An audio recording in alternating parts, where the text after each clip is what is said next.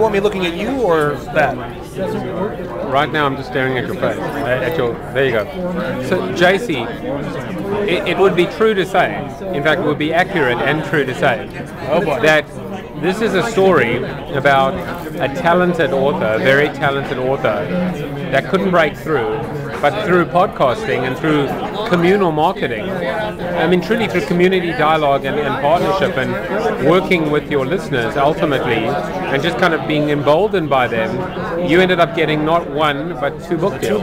Right. So the way this worked is from 2002 to 2004, I wrote a really, really, really long book that was about 3 times too long to be published as, a typical thriller in mainstream publishing.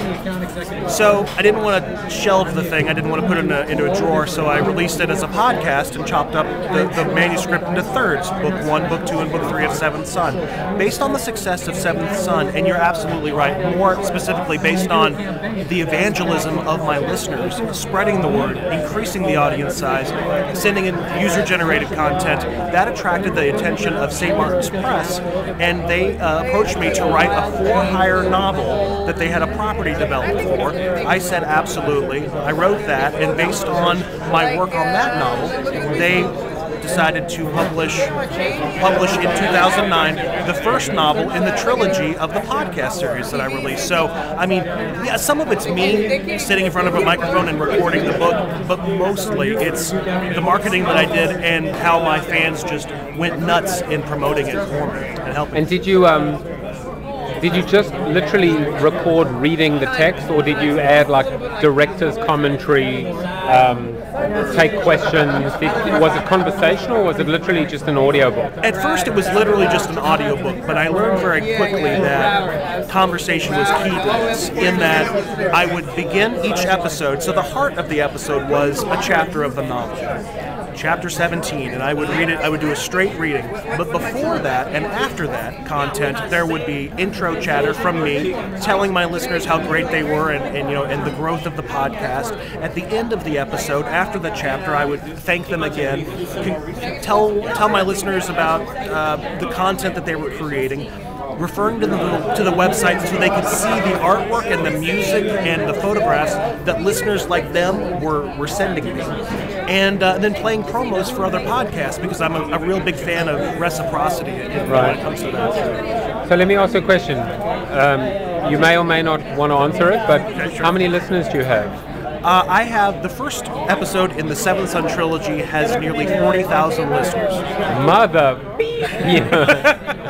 So it's quite a bit, and I think that really helped attract publishers from nothing, from a base of nothing. I remember the first day I launched the podcast, I had 3 listeners. Me, my girlfriend, and she doesn't even listen to the thing. She just did it as a mercy subscription. She's listened 40,000 times.